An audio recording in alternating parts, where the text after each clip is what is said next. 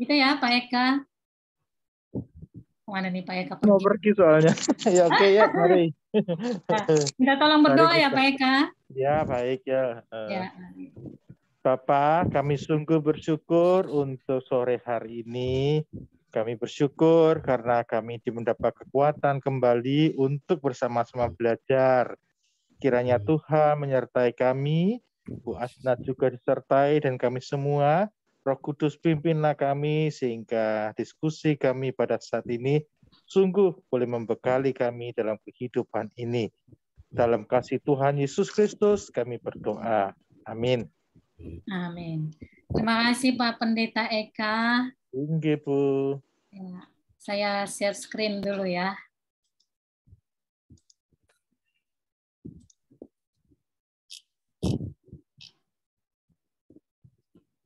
Presentasinya berapa menit, Bu? 45 menit, Pak.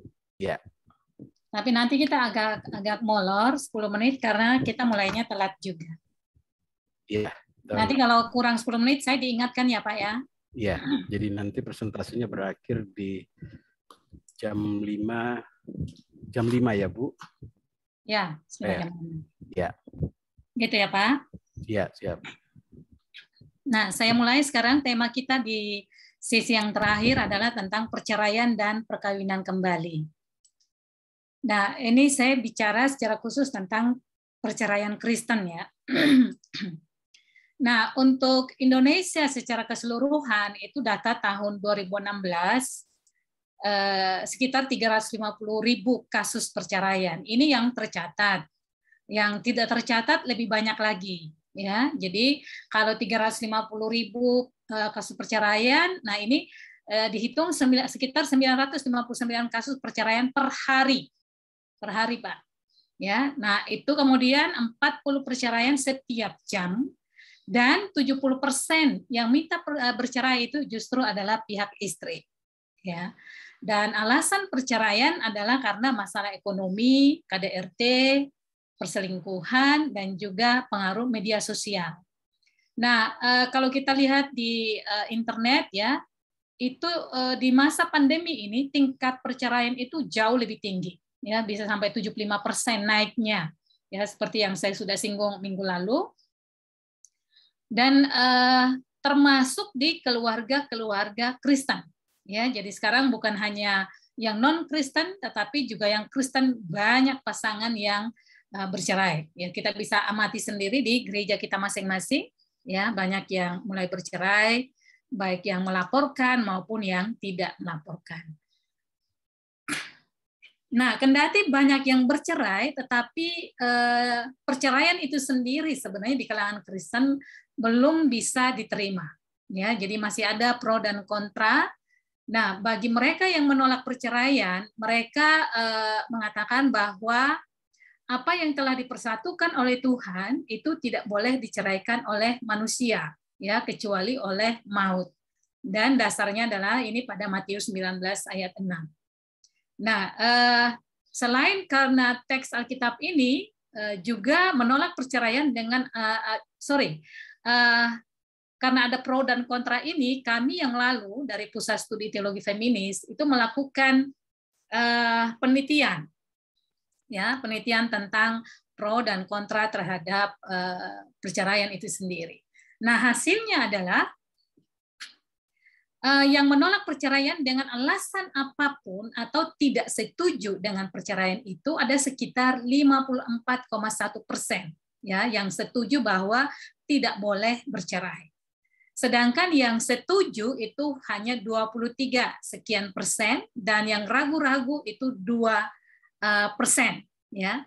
Nah, ini penelitian di beberapa kota, baik di kota maupun di jemaat pedesaan. Jadi pedesaan atau kecil, menengah, dan kota gitu, dan juga di kalangan gereja mainstream, ya, Kristen mainstream, di Katolik, dan juga Injili karismatik, ya. Jadi pendapatnya kami kumpulkan sekitar begini, ya.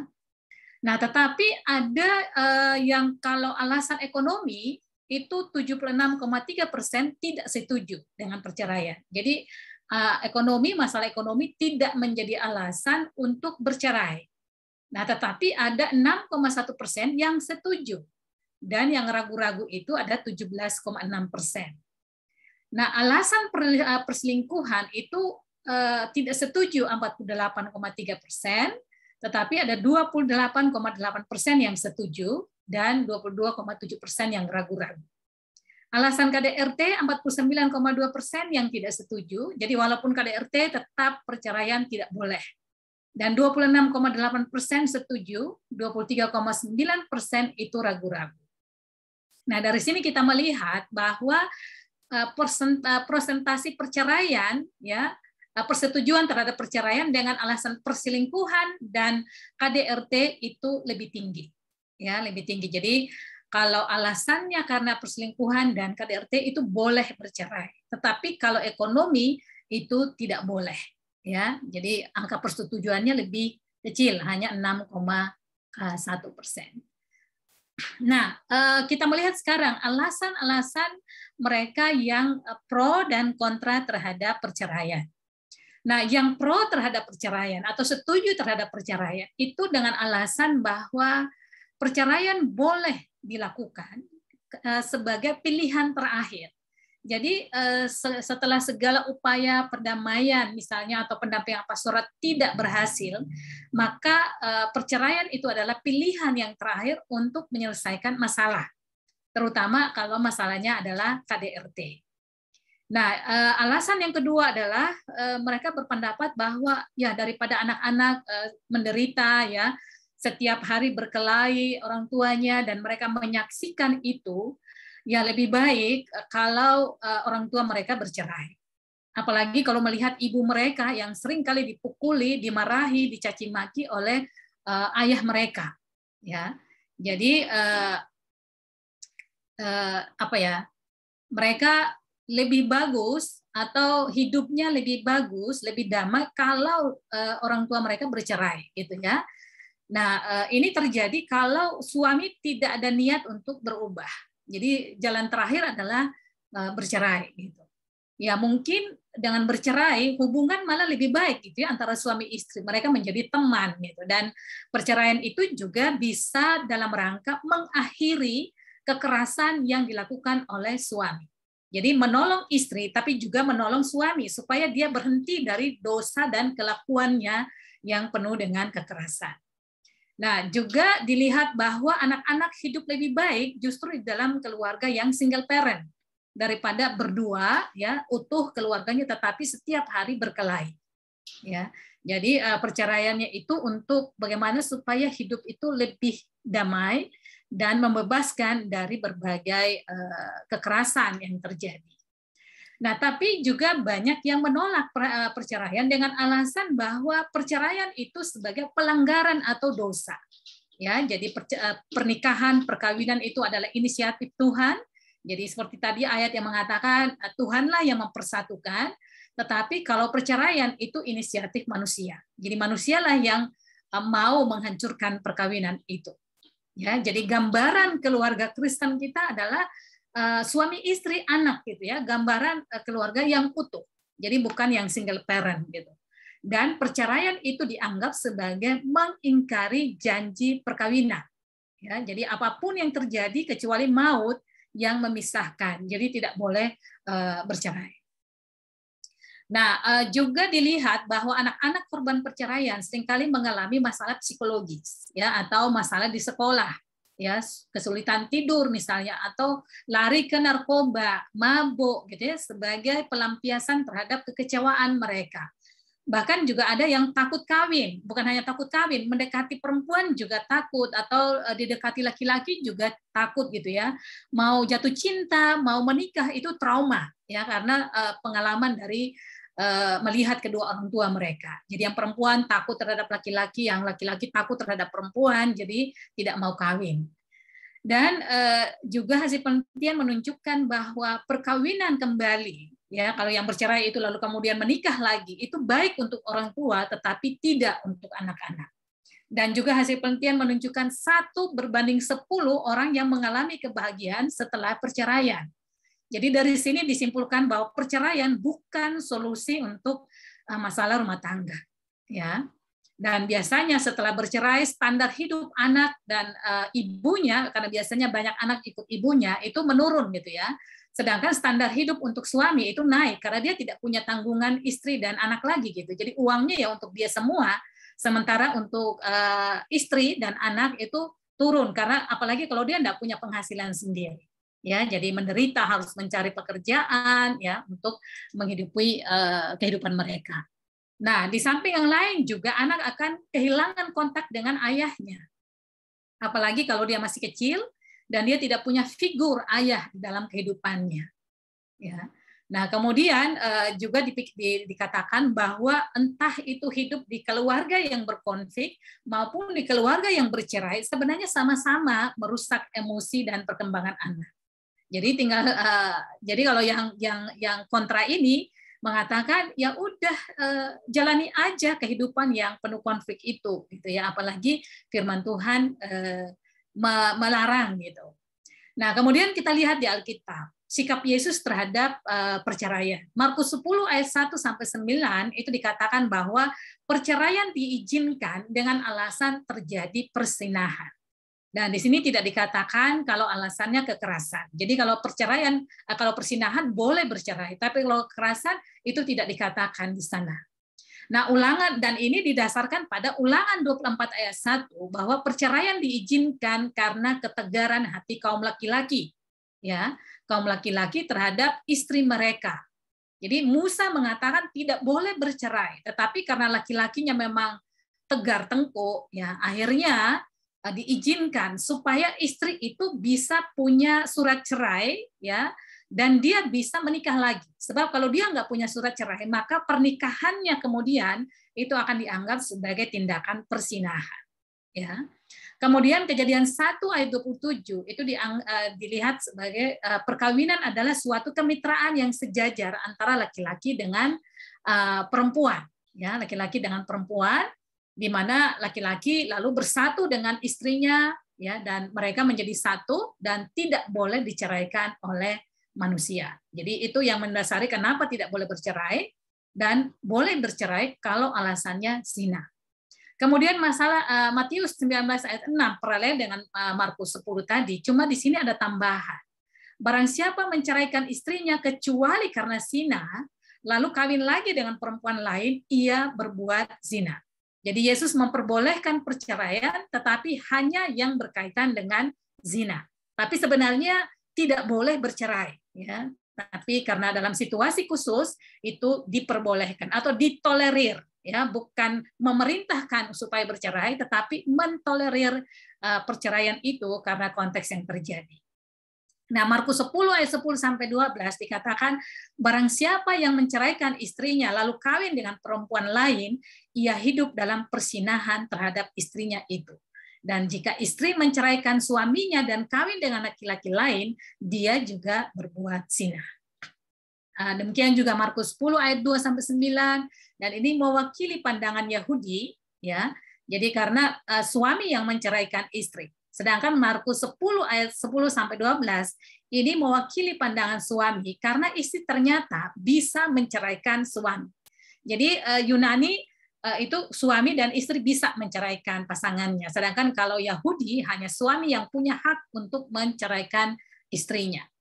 Nah, dua jawaban di sini tidak boleh bercerai dan boleh bercerai asal dengan alasan zina. Ya, jadi melihat konteks kepada siapa ucapan itu diberikan, yaitu kepada laki-laki Yahudi yang dikuasai oleh budaya patriarki, ya, karena mereka yang boleh, yang bisa menceraikan istrinya, ya, dan diberikan alasannya kalau itu karena zina, gitu. Tetapi memang ada perbedaan ya antara mazhab, ada dua mazhab yang sebenarnya berbeda di Yahudi. Itu mazhab Hillel dan mazhab Shammai. Kalau mazhab Shammai itu bisa menceraikan istri kalau alasannya persinahan. Tapi kalau Hillel itu apapun alasannya itu bisa ya. Yang penting istrinya tidak mengerjakan pekerjaan rumah tangga misalnya dengan baik, alasan yang sepele itu bisa menjadi alasan bagi suami untuk menceraikan istrinya. Jadi masaknya kurang enak misalnya, oh dia bisa ceraikan istrinya. Sedangkan kalau yang Shammai hanya karena alasan persinahan. Nah, itu yang terjadi. Nah, sekarang kita lihat sikap Paulus.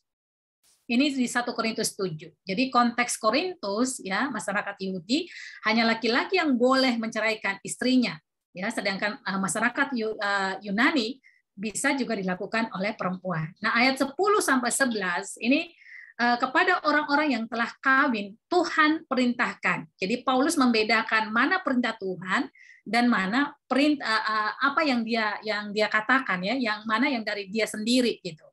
Jadi kalau dari Tuhan itu dikatakan bahwa istri tidak boleh menceraikan suaminya, ya. Bagi mereka yang sudah kawin, istri tidak boleh menceraikan suaminya. Dan jikalau ia bercerai, ia harus tetap hidup tanpa suami atau berdamai dengan suami. Dan suami juga tidak boleh menceraikan istrinya. Ya, ini Tuhan yang perintahkan. Jadi tidak boleh bercerai. Tetapi Paulus sendiri mengatakan, ya, bukan dari Tuhan.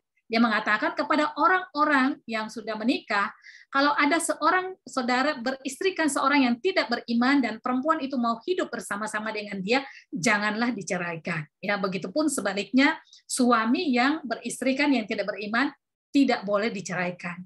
Tapi kalau dia yang tidak beriman itu mau bercerai, ya dipersilakan, ya dipersilakan. Tapi sebaiknya tidak boleh bercerai, gitu ya. Nah, ini yang Paulus katakan. Nah, dari sini kita melihat bahwa sikap Yesus dan Paulus memperbolehkan dan tidak memperbolehkan perceraian sangat tergantung pada konteks, ya, konteks budaya dan juga konteks sejarah di mana ayat itu muncul. Ya, jadi ada penafsiran ulang terhadap teks Alkitab atau firman Tuhan. Kalau dulu tidak boleh sama sekali, tetapi di dalam perjalanan selanjutnya kalau zina itu boleh. Ya, atau kalau pasangannya itu tidak beriman, itu dari orang tidak beriman itu boleh diceraikan. Berarti kan ada peluang untuk bercerai, tidak harga mati gitu, tidak boleh sama sekali tidak.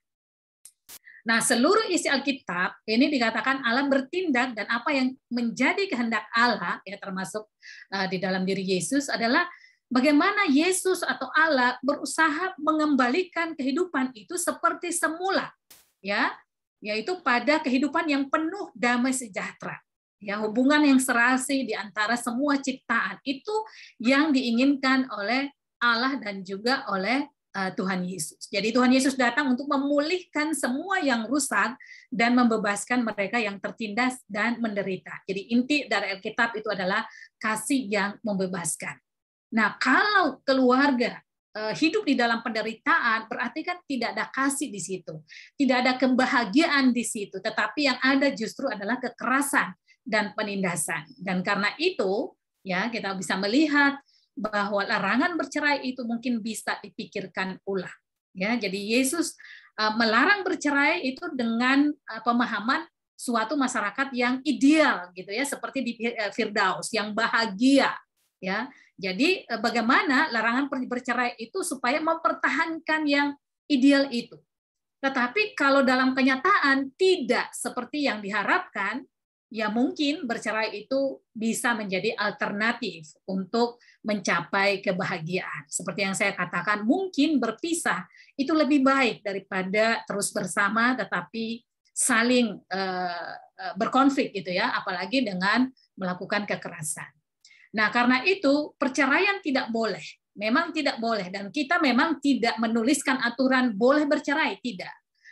Kita tetap melarang perceraian, tetapi dalam kasus tertentu itu bisa, ya, dengan melihat konteks sama seperti yang dilakukan oleh Musa, Tuhan Yesus dan Paulus, ya, boleh bercerai dengan konteks tertentu. Misalnya karena KDRT, ya, kalau dalam Alkitab berzina aja diperbolehkan untuk bercerai, apalagi KDRT, ya, karena KDRT ini sebenarnya suatu tindakan yang melawan kehidupan, ya, yang mengancam nyawa seseorang. Jadi kalau saya sendiri, kalau alasan KDRT itu boleh. Jadi perceraian ini sebagai tindakan terakhir. Jadi tidak serta-merta ketika terjadi kekerasan lalu meminta supaya bercerai, tidak. Tapi tetap ada upaya pendampingan pastoral, ya, yang dilakukan terhadap pasangan itu. Tapi kalau sudah semua upaya dilakukan tidak juga berubah dan tetap melakukan kekerasan, mungkin bisa, ya, kita mengizinkan orang untuk bercerai. Ya, jadi ini untuk pasangan-pasangan yang mungkin sudah terlalu lama hidup di dalam penderitaan. Nah, dan kalau perceraian itu terjadi, ya tetap mereka didampingi supaya hubungan antara orang tua dengan anak, pendampingan terhadap anak-anak itu tetap dilakukan. Dan pendampingan itu dilakukan sebelum, selama, dan setelah perceraian. Ya, jadi ini yang kita perlu perhatikan. Jadi bercerai tidak berarti menghilangkan atau memutuskan hubungan orang tua dan anak, dan juga tanggung jawab orang tua, tidak. Ya, jadi bercerai secara legal, tetapi masih ada tanggung jawab, kewajiban spiritual terhadap pasangannya dan juga terhadap anak-anak. Jadi relasi itu masih tetap dipelihara. Nah, tahap proses kita melihat di sini bahwa ketika terjadi perceraian, biasanya ada tahap-tahap kesedihan. Jadi ada orang yang bukan ada orang. Jadi tahap-tahap yang biasanya terjadi tahap goncangan, mengundurkan diri, gagal, merasa bersalah karena perceraian yang terjadi. Ya, kita perlu tahu tahap-tahap ini supaya kita bisa mendampingi, ya. Kemudian tahap penyesuaian, ya. Di dalam penyesuaian ini terjadi apa yang disebut dengan perkabungan positif, ya. Bagaimana orang mengingat saat-saat indah, saat-saat bahagia dengan pasangannya, ya. Dan juga perkabungan negatif, yaitu orang teringat terus tentang kegagalannya dan rasa bersalahnya. Nah, di sini kita perlu mendampingi orang itu supaya tidak terlalu banyak menyalahkan diri sendiri. Ya, kemudian setelah tahap penyesuaian itu tahap pertumbuhan, ya, di mana orang lalu diajak untuk berani menghadapi kenyataan, menerima kenyataan, ya, dan juga menerima status baru sebagai janda atau duda misalnya, dan melawan rasa kasihan pada diri sendiri. Juga memperkuat ibadah misalnya di dalam keluarga atau dengan orang lain gitu ya, supaya tidak merasa sendiri dan dikuatkan di dalam kesendirian itu atau di dalam status yang baru. Kemudian ada periode penyesuaian perceraian. Jadi ada periode kekecewaan, ya. Ketika terjadi perceraian pasti ada rasa kecewa. Ya, kenapa ini harus terjadi? Ini salah saya atau menyalahkan pasangannya, itu bisa saja ya terjadi di sini. Lalu periode penyesuaian perceraian. Nah, itu tadi ya, bisa menyesuaikan diri bahwa dan menerima bahwa sekarang sudah bercerai, ya. Sudah bercerai, menerima kenyataan, lalu kemudian penyesuaian pasca perceraian. Ya, pasca perceraian itu ya bagaimana melanjutkan kehidupan. Ya, menerima kegagalan itu, melanjutkan kehidupan dan tidak lagi menyesali apa yang sudah diputuskan. Ya, sekarang bagaimana melanjutkan masa depan dengan segala konsekuensinya. Nah, ada 3 hal tujuan yang perlu diperhatikan dalam pendampingan pastoral bagi yang bercerai. Ya, yang pertama kita menolong mereka menggumuli atau mengatasi kedukaan dan rasa sakit. Tidak ada orang yang bercerai itu lalu senang gitu ya, tidak ada. Pasti ada perasaan sakit hati gitu ya. Nah, ini yang perlu didampingi. Kemudian kita membantu mereka belajar dan bertumbuh dari pengalaman, ya, bagaimana mereka mengenal, mengubah apa yang menjadi penyebab dari masalah perkawinan sebelumnya. Jadi mereka bisa belajar dari pengalaman sebelumnya, ya, belajar mungkin komunikasinya yang salah, ya, sehingga terjadi konflik terus-menerus, ya, mereka bisa belajar dari komunikasi yang lama, yang buruk menjadi yang baik lagi.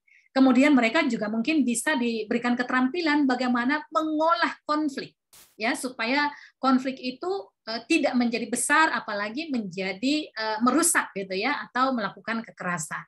Ya, jadi kita mendampingi mereka untuk belajar dari pengalaman sebelumnya dan juga menolong mereka mengurangi kehancuran emosional pada anak-anak. Ya, seminimum mungkin. Karena yang bercerai adalah orang tua, tetapi dampaknya juga dialami oleh anak.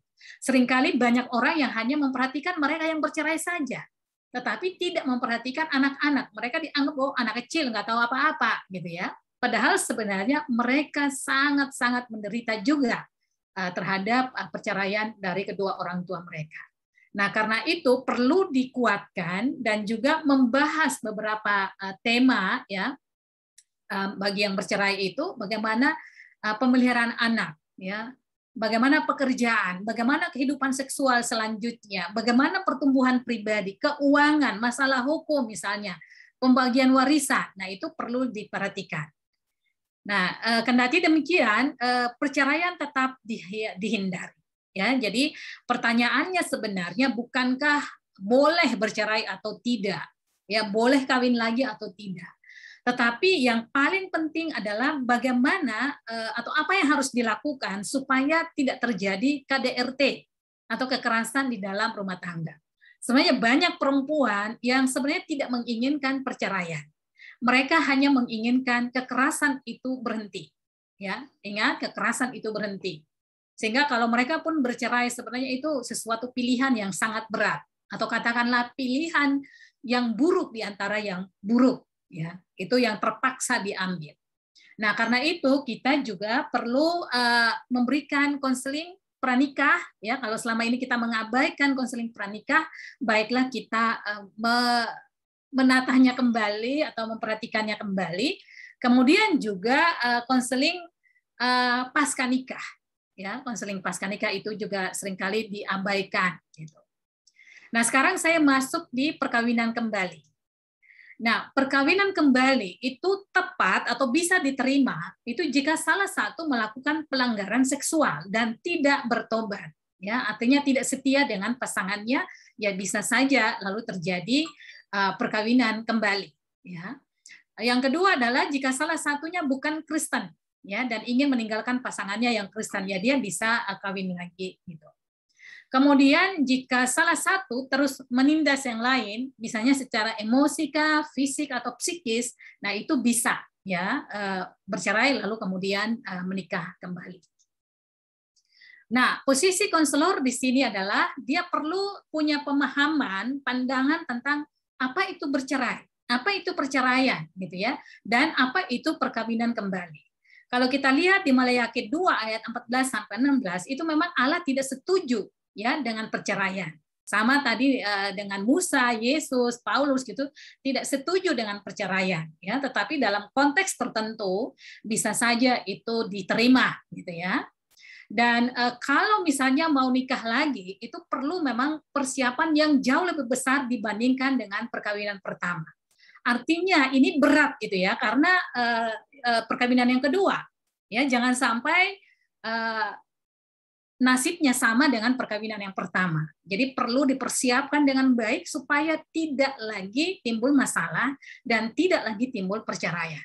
Ya, jadi pengalaman perkawinan yang pertama ini juga belum tentu itu menolong untuk perkawinan yang kedua. Ya, jadi kita tetap melakukan pendampingan pastoral, katekisasi pranikah, ya karena setiap orang kan unik.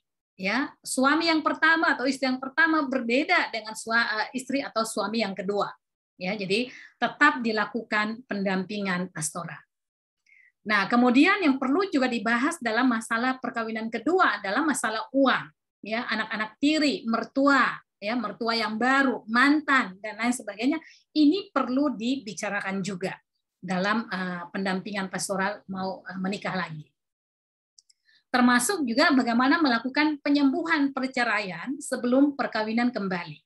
Nah, ini penting bukan hanya bagi mereka yang pernah bercerai, tetapi juga bagi pasangannya yang baru, ya. Itu perlu dilakukan.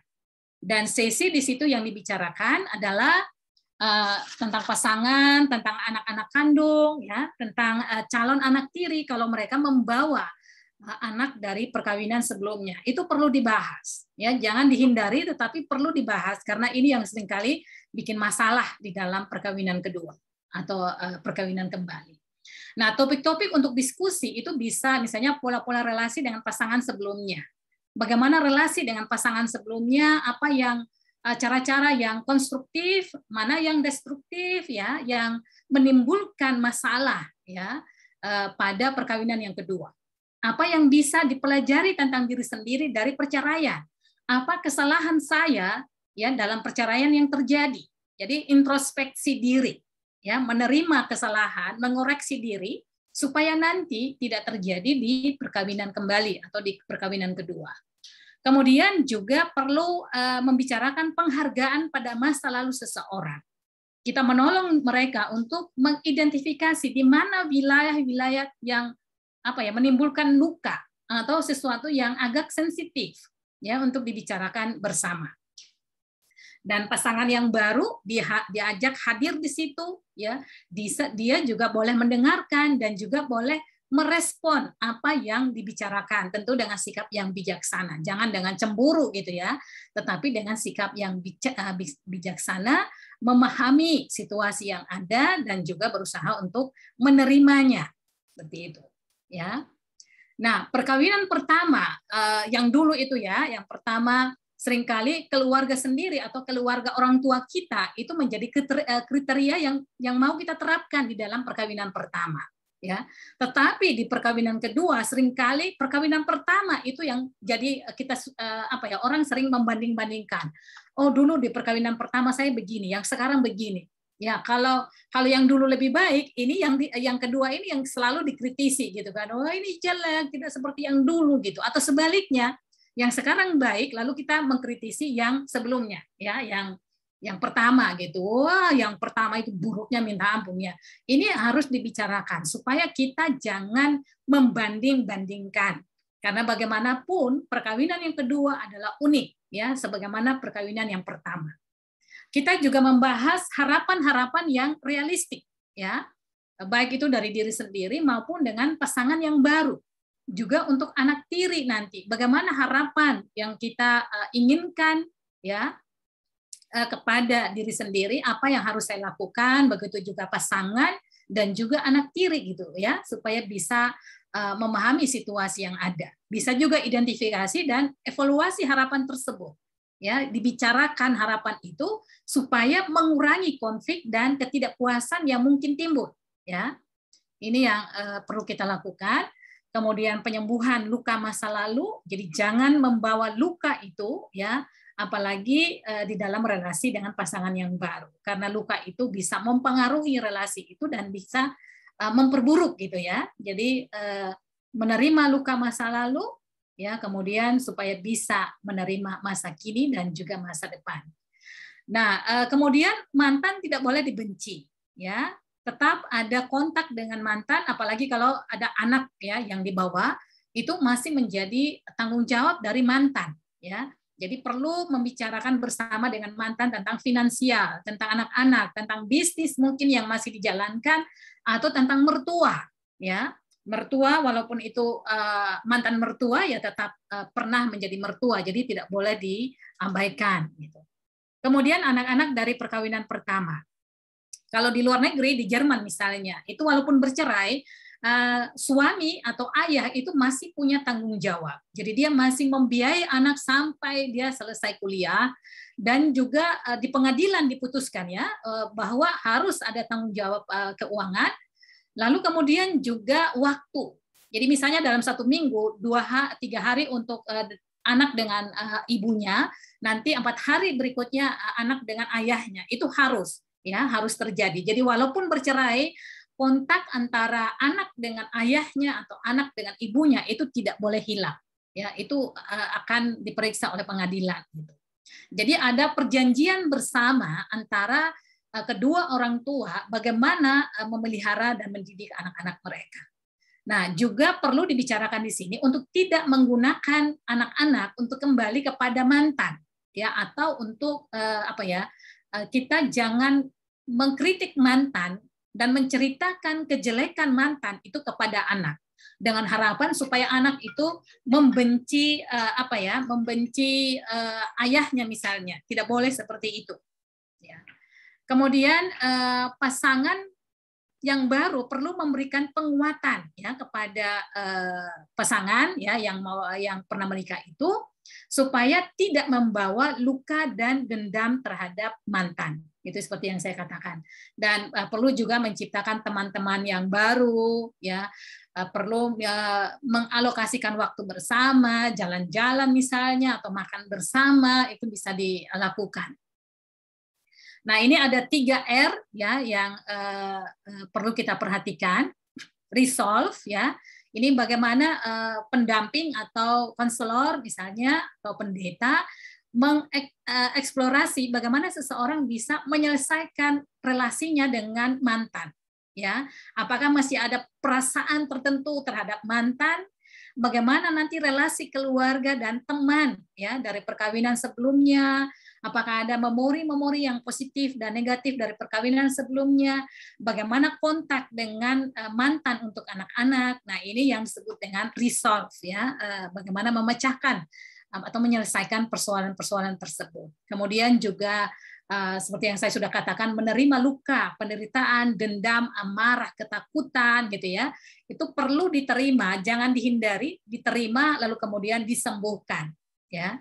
Dan ini dibicarakan dengan pasangan yang baru kalau memang mau menikah gitu. Kemudian R yang kedua adalah rebuild, ya. Ini bagaimana membangun kembali diri sendiri setelah bercerai, ya. Jadi masa lalu ditinggalkan, jangan menjadi penjara untuk masa kini, apalagi menjadi penjara untuk masa lalu. Jadi rasa bersalah di perkawinan yang pertama itu pasti akan mengganggu kehidupan yang baru kalau itu selalu dikenang, selalu diingat, gitu ya. Jadi perlu berdamai dengan masa lalu, mengakui kesalahan, mengampuni, ya, pasangan, termasuk juga mengampuni diri sendiri. Nah, di sini kita perlu menolong konseli, ya, atau orang yang bercerai itu untuk berani menghadapi dan menerima kegagalannya. Juga untuk tidak terlalu menyalahkan diri, ya. Oh, saya semuanya yang salah, saya yang banyak salah, ya, itu harus dihindari. Karena kalau terlalu menyalahkan diri sendiri, menyakiti diri sendiri, maka orang nggak akan bisa melanjutkan kehidupan karena dia terpenjara di masa lalunya, ya. Kemudian juga masalah-masalah tentang anak-anak dan tentang ekonomi. Yang ketiga adalah railing, ya, bagaimana membuat link lagi, gitu ya, relasi dengan perkawinan sebelumnya, bagaimana menjalin relasi sebelumnya dengan perkawinan yang sebelumnya, ya, bagaimana memelihara anak-anak, ya, menjaga perasaan, tanggung jawab kepada anak, dan juga relasi dengan perkawinan kedua, ya, tentang satu orang tua, ya, satu orang tua kandung, nanti ada satunya tiri, gitu ya. Jadi anak punya dua orang tua, atau ayah atau ibu, gitu ya. Kalau misalnya masing-masing kawin lagi kan berarti dia punya dua ibu, ya, ibu tiri dan ibu kandung, ayah tiri dan ayah kandung. Nah, ini perlu didukung, gitu ya. Maksudnya diperhatikan supaya relasi itu bisa dibangun, gitu ya. Walaupun berbeda. Kebutuhan-kebutuhan anak juga perlu diperhatikan di dalam perkawinan kembali, dibicarakan bagaimana gaya dan model pendidikan kepada anak. Bagaimana kunjungan wajib pada anak kandung dan juga pada anak tiri. Bagaimana berbicara tentang sikap dan tindakan mantan yang salah, ya. Kemudian juga respon dan tanggapan anak-anak terhadap rencana perkawinan kembali. Jadi jangan orang tua aja yang berpikir saya perlu kawin lagi, gitu, tapi anak-anak nggak pernah ditanya, gitu, seolah-olah mereka nggak ada masalah, ya, padahal banyak masalah karena dia harus menyesuaikan diri dengan situasi yang baru, status yang baru, ya, bertemu dengan orang asing, ya, ayah tiri, anak saudara tiri misalnya, ya. Ini perlu persiapan tidak hanya pada pasangan tetapi juga pada anak-anak. Jadi anak-anak perlu dilibatkan termasuk juga dalam upacara perkawinan. Kemudian penyesuaian diri bagi orang tua tiri, ya, misalnya bagaimana nih kuasanya nanti, ya. Kalau orang ayah yang sebelumnya dia berkuasa penuh, ya, tapi sekarang dia kan posisinya bukan ayah kandung, gitu ya, tapi ayah tiri. Seberapa besar kekuasaan dia di dalam keluarga itu, ya, karena belum tentu anak tirinya bisa menerima, ya. Bagaimana dia berperan? Apakah dia berperan sebagai teman? Apakah dia akan dipanggil sebagai ayah atau paman? Om misalnya, ya, itu juga perlu didukung, gitu ya, dikuatkan untuk penyesuaian diri kepada orang tua tiri. Kemudian tentang jumlah perhatian, berapa besar perhatian yang diberikan kepada anak tiri, bagaimana mengekspresikannya supaya anak kandung misalnya tidak cemburu, atau sebaliknya, ya, anak tiri tidak cemburu karena perhatian yang berbeda.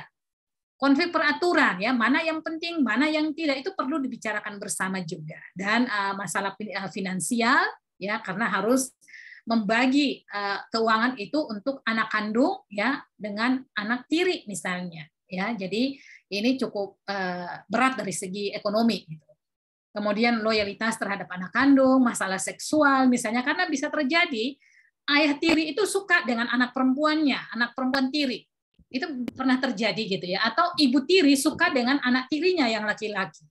Ya, ini perlu dibicarakan masalah seksual supaya tidak terjadi pelecehan seksual di dalam keluarga yang seperti itu. Ya, nama dan identitas yang saya katakan tadi, apakah dipanggil anak atau ponaan, bapak atau ibu atau tante, paman gitu. Kemudian juga perlu membicarakan tentang penolakan dan harapan. Ya, penolakan misalnya penolakan dari pasangan, ketakutan akan ditinggalkan misalnya. Nah, itu perlu dibicarakan di dalam mempersiapkan perkawinan kembali. Maaf, Bu Asnat, waktu 10 menit ke depan. Sudah selesai, Pak. Kebetulan Oke. sudah selesai. Baik. Terima kasih Bu Asnat untuk presentasinya. Ya. Kita sudah melaksanakan apa yang sudah disampaikan Bu Asnat tadi, sangat menarik, dan hari ini adalah merupakan puncak dari pertemuan kita selama 1 bulan, dan tentu saling terkait tema yang sudah kita bicarakan bersama-sama, mulai dari pertemuan pertama di tanggal 4 September tentang perkawinan semu, di minggu berikutnya ada tolong aku mengalami KDRT, setelah itu ada kekerasan seksual dan perkawinan, dan hari ini puncaknya kita membicarakan topik yang sangat menarik tentang perceraian dan perkawinan kembali. Bolehkah? Bapak, Ibu, Saudara yang kami kasihi, saya akan membagi waktu dalam 3 termin. Untuk termin yang pertama ini, saya akan mulai memberikan kesempatan kepada Bapak, Ibu, Saudara yang ingin bertanya secara langsung dengan menyampaikan raise hand-nya, sehingga saya bisa melihat dan saya akan memberi kesempatan. Saya untuk termin yang pertama ini ke-3 orang penanya, pertama secara langsung. Setelah itu, kita akan membahas beberapa pertanyaan yang masuk lewat chat room.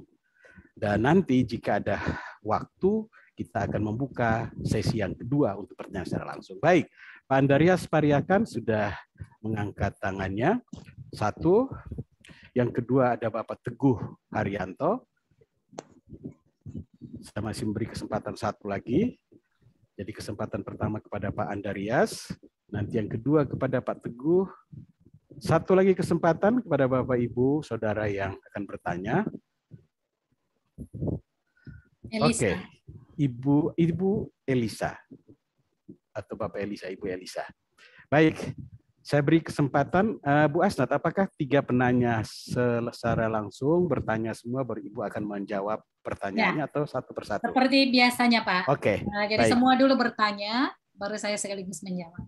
Ya, baik. Terima kasih, Bu. Saya berikan kesempatan yang pertama kepada Bapak Andrias Pariakan. Baik, suara saya kedengaran, Bu? Kedengaran, ya, sangat jelas. Ya, baik. Terima kasih, Bu. Ada 2 pertanyaan. Ibu tadi mengilustrasikan 3 hal yang 3R yang perlu dicapai. Itu secara ideal. Bagaimana kalau itu tidak tercapai? Itu pertanyaan pertama. Lalu pertanyaan yang kedua, kalau kita melihat perkawinan, itu memang dilarang untuk menceraikan.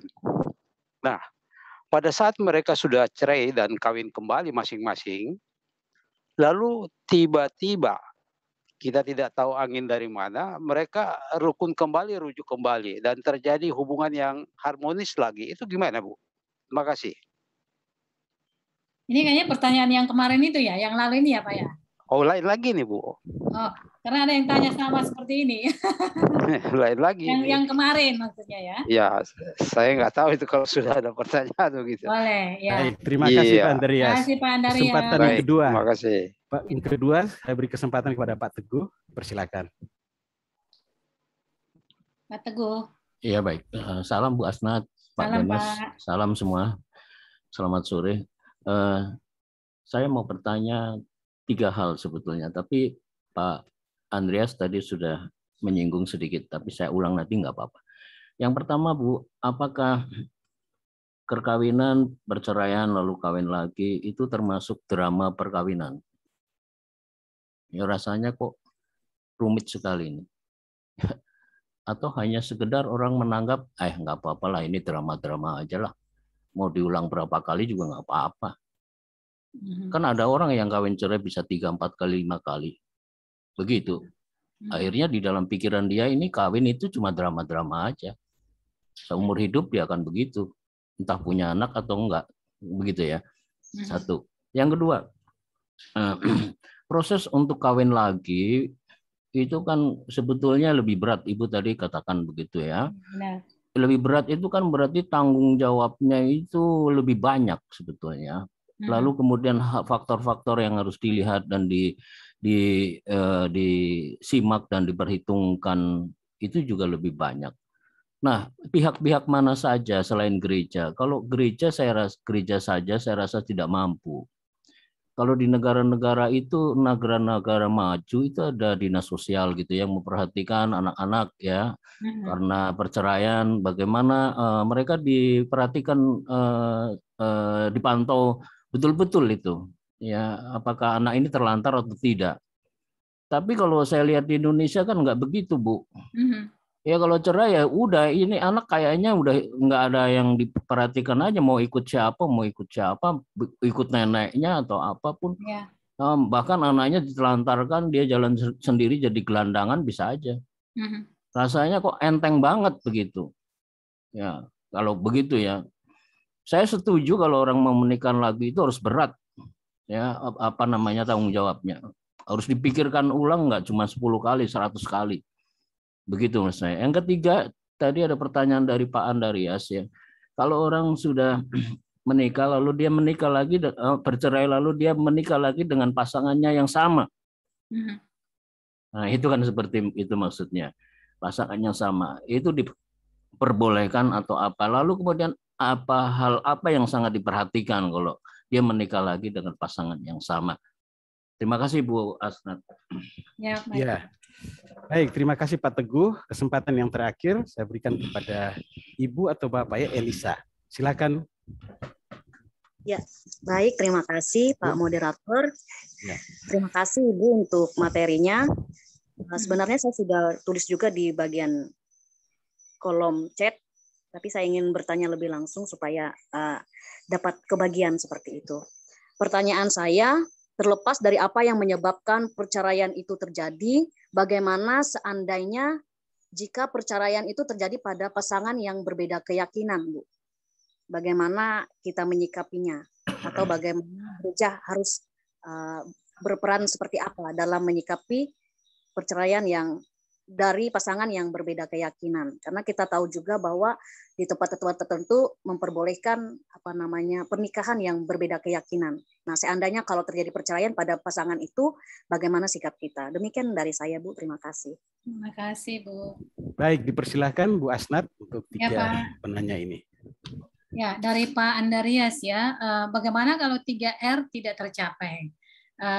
Saya sih sederhananya ya nggak usah memaksakan diri untuk menikah gitu ya.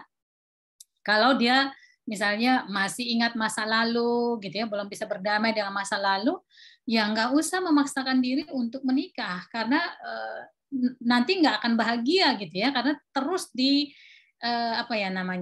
dirudung oleh masalah sebelumnya. Padahal orang mau menikah itu kan untuk bahagia gitu ya. Jadi kalau memasuki perkawinan dengan masih terluka, menurut saya sebaiknya jangan gitu ya, sebaiknya jangan. Karena tujuan menikah itu kan untuk kebahagiaan. Kasihan juga pasangannya yang baru kan. Bisa jadi dia selalu dibanding-bandingin dengan yang sebelumnya misalnya, atau mau menikah dengan dia tapi hatinya masih ke mantan misalnya. Itu kan nggak bisa ya. Kita menyakiti pasangan yang baru.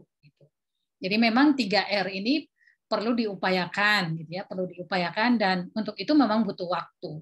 Ya, luka batin itu butuh waktu untuk disembuhkan, nggak bisa sekaligus. Jadi kalau ada orang yang baru bercerai 3 bulan dia langsung kawin, ya itu perlu dipertanyakan. Ya, perlu dipertanyakan karena luka itu kan pasti ada gitu ya. Kemudian kawin kembali lalu rukun kembali. Ya, tapi ini kalau tidak salah yang Pak Andarias katakan, mereka udah kawin kembali masing-masing gitu ya Pak Andarias ya. Lalu mereka ketemu ya mau balik lagi, kembali rukun lagi. Ya nggak bisa dong lalu diceraikan pasangan yang sudah nikah kembali itu lalu kembali mereka rukun, itu nggak bisa. Ya, walaupun ada rasa cinta, ya kembali lagi, ya mungkin cukup sebagai teman aja, ya sebagai teman. Mana boleh kawin cerai gitu, nggak bisa, ya nggak bisa.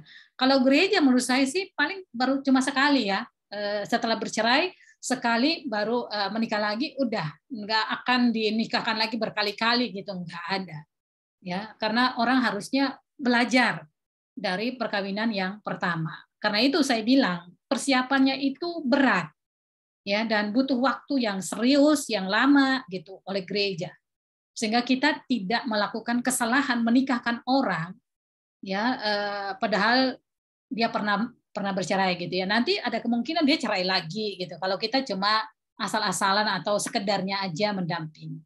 Kan kita gereja juga perlu mengoreksi diri kan, bagaimana pendampingan kita di perkawinan yang pertama. Bisa jadi gereja kurang maksimal juga di sana, walaupun itu tidak otomatis juga ya, bahwa orang tidak bercerai. Tapi itu juga bisa menjadi koreksi bagi kita sebagai gereja. Kemudian dari Pak Teguh, bercerai, kawin lagi, ya apa ini bukan drama perkawinan, ya drama kalau berulang-ulang Pak, ya. Jadi seperti yang saya katakan tadi, udah kawin lagi, cerai, kawin lagi, cerai. Lah ini kan mempermainkan lembaga perkawinan gitu ya. Jadi kalau saya sih tidak setuju, ya tidak setuju dengan orang yang seperti ini. Jadi paling ditolerir itu perkawinan kembali yang kedua aja gitu, yang ketiga keempat tidak akan, ya tidak ada lagi. Kemudian proses untuk kawin lagi betul ya butuh tanggung jawab yang banyak gitu, butuh perhatian yang serius ya. Kemudian tadi saya bicara tentang Jerman ya. Saya memang melihat Indonesia hukumnya nggak jalan. Ya, jadi walaupun hukumnya aturannya mengatakan bahwa ayah wajib menafkahi anak-anaknya, itu tidak terjadi. Karena apa? Ya, bisa jadi dari segi ekonomi juga. Ya, ekonomi orang Indonesia kan tidak seperti orang-orang di Jerman sana, dan juga di sana kan ada yayasan sosial. Yang pengangguran aja ada gaji, maksudnya dikasih tunjangan tiap bulan, ya. Apalagi anak-anak yang kehilangan orang tua pasti akan dipelihara oleh negara. Kalau kita kan banyak sekali penduduk, 250 juta lebih. Ya, siapa yang mau diurus? Sehingga kadang ada banyak aturan yang dibuat tetapi tidak dijalankan. Ya, karena kemampuannya juga tidak ada. Kalau yang bercerai itu gajinya cuma 100.000 misalnya, itu 500.000. Dia kawin lagi. Ya, mana bisa dibagi dengan mantan anak, mantan istri. Akhirnya dia cuekin aja ya, diabaikan. Dan hampir semua ya laki-laki suami ya memang tidak ngurusi anaknya lagi gitu ya. Apalagi kalau menikah. Ya semua uang dikasih ke istrinya, bagaimana lagi memberikan kepada anaknya, kecuali gereja itu ikut terlibat di dalam mempersiapkan perkawinan kembali dan mengingatkan bahwa si suami ini, ayah ini masih punya tanggung jawab terhadap mantan anak-anaknya gitu. Ya, dan itu harus ada perjanjian. Ya, sehingga itu bisa dijalankan. Tapi ya tergantung juga dari status ekonominya ya. Itu. Nah, karena itu menurut saya kalau terjadi perceraian, keluarga juga perlu dilibatkan. Jadi bukan hanya gereja tapi keluarga. Ya, kenapa waktu menikah dulu semua ditanyakan persetujuannya? Ya, apakah paman setuju, saudara setuju, tante setuju atau tidak? Giliran bercerai semua mundur. Tidak ada lagi yang memperhatikan mereka. Kan aneh.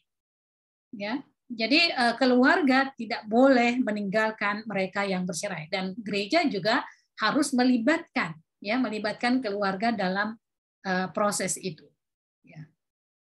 Nah, tadi yang ketiga, bagaimana kalau kawin lagi dengan mantan? Ya nggak bisa lah, udah cerai kok balik lagi. Kecuali kalau belum bercerai ya, belum kawin lagi ya. Kalau belum kawin lagi mungkin bisa ya memperbaiki nikah istilahnya ya. Kalau nggak salah memperbaiki nikah. Nah, tapi ini juga menjadi pembelajaran bahwa pasangan-pasangan ini perlu diingatkan supaya berpikir ulang gitu ya sebelum bercerai. Ya, mungkin pisah ranjang dulu ya, berpisah sambil mengoreksi diri gitu ya. Siapa tahu hanya karena kekerasan misalnya ya, jadi memberikan dengan sendiri-sendiri. orang bisa memperbaiki diri misalnya, ya, lalu kemudian bisa rujuk lagi. Tapi kalau sudah cerai pengadilan, nah ini nanti jadi rumit kan, ya, jadi rumit. Itu perlu dibicarakan bersama-sama ya oleh gereja dan pasangan yang mau bercerai.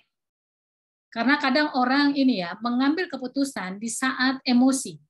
Ya, ketika emosi tinggi, lalu kita mengambil keputusan karena marah gitu ya, bukan karena kita sudah memikirkan dengan baik konsekuensi dari keputusan kita. Nah, ini yang harus diwaspadai. Ya, diingatkan kepada pasangan itu untuk berpikir ulang sebelum mengambil keputusan bercerai. Kemudian dari Ibu Elisa, bagaimana perceraian dengan pasangan yang berbeda keyakinan? Bagaimana sikap kita? Nah, kalau di Alkitab boleh malah ya, boleh. Kalau itu berbeda iman, ya, berbeda iman. Jadi sebaiknya yang seiman. Tapi kalau sekarang kan banyak perkawinan campur gitu ya. Saya sih sebenarnya bisa menerima gitu perkawinan campur karena memang alasan-alasan misalnya tidak ada misalnya jumlah laki-laki dan perempuan tidak seimbang misalnya gitu ya, dan juga karena masalah-masalah yang lain, toleransi antar agama misalnya. Tapi memang perlu diperhatikan kalau mau kawin campur misalnya yang Kristen dengan yang Muslim ya. Kalau di Kristen kan monogami, sementara yang Muslim itu bisa poligami. Nah, ini bagaimana kalau suaminya itu lalu memutuskan untuk poligami? Kan kasihan yang istrinya yang memang hanya monogami gitu. Selain itu, konsep di Muslim menikah dengan yang non-Islam itu dianggap sebagai bersinah. Ya, bersinah, sehingga dianggap tidak sah. Jadi yang sah itu yang seagama. Gitu. Nah, jadi itu rentan juga ya, rentan juga untuk diceraikan. Ya, kalau yang Kristen ini menikah dengan yang Muslim. Gitu. Jadi memang perkawinan campur beda agama ya, walaupun saya bisa menerima itu, tetapi perlu ya pembicaraan yang dalam tentang konsekuensi yang mungkin terjadi. Ya. Jadi tapi pun kalau bercerai ya nggak masalah gitu karena tidak seiman, itu kata Alkitab gitu ya. Ya, itu bisa diterima gitu. Itu jawaban saya, Ibu Elisa. Terima kasih untuk 3 penanya. Saya kembalikan ke Pak Demas. Baik, terima kasih Bu Asnat untuk 3 penanya pertama di sesi tanya jawab langsung yang pertama ini. Bapak Ibu, tadi kita mulai jam 4:15 sehingga nanti kita akan berakhir di pukul 17.45. Sehingga kita masih punya waktu ada sekitar 40-an menit, masih banyak waktu, sehingga mari Bapak Ibu silakan mempersiapkan pertanyaan atau pergumulan yang selama ini dihadapi di bidang pelayanan atau di lapangan pelayanan, sehingga menjadi jelas apa yang menjadi topik pembicaraan kita dengan berbagai pengalaman yang dihadapi di lapangan. Saya akan mengajukan beberapa pertanyaan dari chat room. Nanti setelah itu, saya akan membuka kembali termin yang kedua untuk Bapak Ibu yang akan bertanya secara langsung. Bu Asnat, ada 3 pertanyaan yang muncul di chat room, yaitu yang pertama. Nanti sekalian ada 4 nih. Yang pertama, apakah bisa bercerai kalau suaminya sudah menikah adat dengan perempuan lain? Sedangkan firman Tuhan, apa yang dipersatukan Allah tidak boleh diceraikan manusia. Adakah berkat nikah yang kedua? Ini dari Bapak, Ibu, atau Saudara Meivin. Yang kedua, dari Bapak Agus Zega. Bagaimana menyikapi pasangan keluarga yang konflik karena masalah keuangan? Dan hubungan mertua yang terlalu ikut campur dalam rumah tangga anaknya. Istri meninggalkan rumah. Apakah mereka boleh bercerai dengan alasan mereka sudah lama berpisah? Ini dari Pak Agus Zega. Yang ketiga dari Bapak Gorbi Santinus. Bagaimana dengan perceraian karena sudah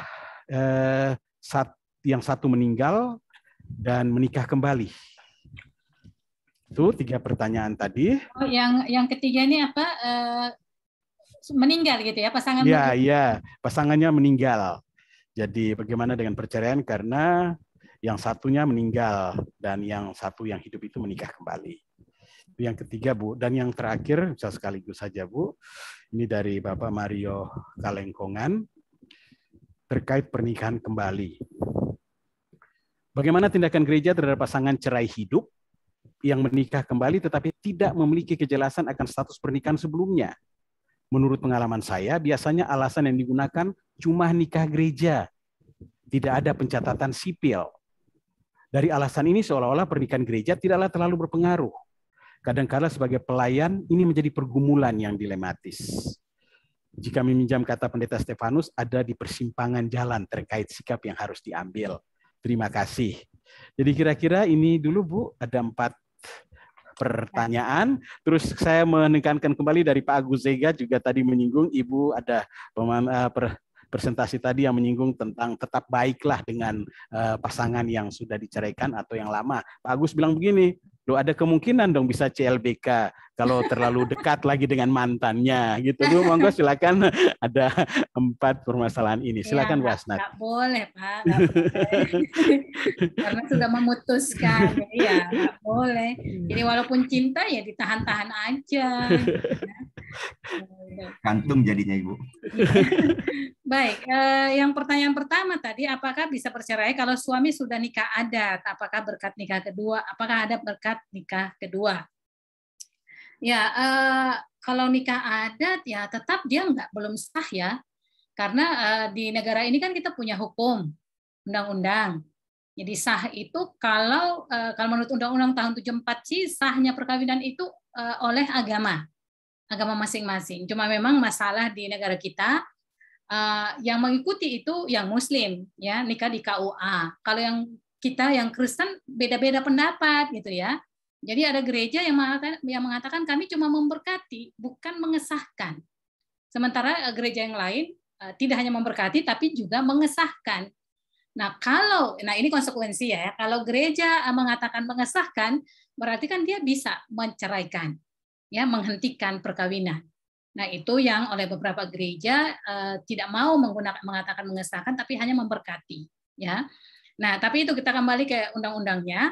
Jadi sahnya perkawinan itu kalau gereja ya yang memberkati atau mengesahkan itu. Jadi kalau nikah adat ya belum bisa, ya itu belum ada hukumnya, tidak kuat secara hukum. Dan karena itu ya tidak boleh dong dia punya 2 istri. Ya, karena di dalam Kristen kan hanya monogami, tidak boleh poligami. Artinya yang kawin adat itu ya harus ditinggal. Ya, harus istri kedua itu ya harus ditinggal. Dia harus setia pada pasangan yang pertama. Seperti itu. Ya, jadi kalaupun mau menikah dengan yang kedua ya cerai dulu dong dengan yang satu. Yang pertama, ya. Tapi biasanya oleh gereja-gereja yang diterima pernikahannya adalah yang ditinggal. Ya, yang ditinggal, yang pergi itu dianggap bersalah. Jadi yang ditinggallah yang boleh menikah. Tapi ini juga masih masalah sih, ya Bapak Ibu, karena ada yang meminta bercerai atau yang pergi bukan karena dia yang salah, tapi karena dia udah nggak kuat dengan kekerasan yang terjadi, sehingga dia memutuskan saya mau pergi atau saya mau bercerai. Nah, apakah dia dianggap sebagai pelaku karena itu dikatakan kamu nggak boleh menikah lagi, padahal dia korban. Nah, kalau kita mengatakan nggak boleh nikah lagi, berarti dia kan double korban, ya, double victims. Pertama udah jadi korban, yang kedua jadi korban lagi, gitu. Ya, ada orang yang istri meminta bercerai karena dia nggak tahan dengan kekerasan, dia dikeluarkan dari pekerjaannya, dia ditanggalkan kependetaannya karena dia seorang pendeta. Ya, orang nggak peduli dia salah atau tidak, dia seorang pendeta harusnya kasih contoh dan teladan yang baik bagi umat bahwa tidak boleh bercerai. Pendeta kan manusia, bukan malaikat, apalagi Tuhan. Ya, dan kalau dia tidak tahan dengan kekerasan, ya dia berhak dong meminta bercerai. Ya. Orang mengatakan, dia ngomong di mimbar begitu, tapi dia sendiri tidak begitu. Iya, tapi siapa yang tahu kehidupan seseorang? Ya, jadi ini sekaligus saya bicara tentang pendeta juga. Mereka manusia, mereka juga sering mengalami masalah, kekerasan. Saya tahu banyak pendeta, suami pendeta yang juga banyak melakukan kekerasan kepada istri. Ya. Itu. Nah, kemudian apa tadi ini? Ya itu tadi ya, yang adat ya. Pakai adat. Yang pertama adat itu. Betul. Ya, jadi tidak ada berkat kedua kalau belum bercerai. Jadi kalau udah bercerai, ya tergantung siapa yang salah di situ. Gitu ya. Kalau dua-duanya salah, ya bisa saja dua-duanya punya peluang untuk menikah lagi. Gitu. Dan termasuk yang saya bilang yang lalu ya, bahwa tidak semua dipersatukan oleh Tuhan. Bisa jadi dijodohkan, misalnya. Ibu bisa bertanya kah? Menyambung pertanyaan tadi? Yang mana? Ibu Mayvin yang pertanyaan tentang adat ini, Bu. Oh ya, oke. Ya. Di tempat pelayanan kami seperti ini kasusnya, Ibu. Suaminya sudah 3 tahun pergi, tinggalkan istrinya dan nikah adat. Terus yang perempuan ini Katolik. Sedangkan kami punya jemaat ini laki-laki yang belum menikah. Baru yang perempuan ini punya anak 3. Sekarang lagi sama-sama kumpul kebo dengan jemaatnya kita. Sedangkan di aliran saya tidak boleh menikahkan orang yang sudah menikah. Seperti itu. Jadi kasusnya sampai sekarang mereka itu. Sedangkan yang perempuan ini orang beragama Katolik. Dan kalau Katolik juga susah untuk bercerai. Sehingga kami juga dia tidak bisa diberkati karena dia statusnya dengan istri yang suami yang pertama itu tidak bisa cerai karena Katolik. Di Katolik itu tidak susah untuk cerai. Yang Katolik yang mana? Yang suami atau istri? Perempuan. Jemaat saya punya jemaat itu laki-laki, Bu. Masih belum menikah, tapi sekarang kumpul kebo dengan perempuan yang Katolik. Katolik ini mau masuk dengan gereja kami, tapi kendalanya dia belum cerai. Ya, memang di Katolik nggak bisa. Ya, jadi harus bersurat ke Paus. Kalau Paus mengizinkan, baru terjadi perceraian.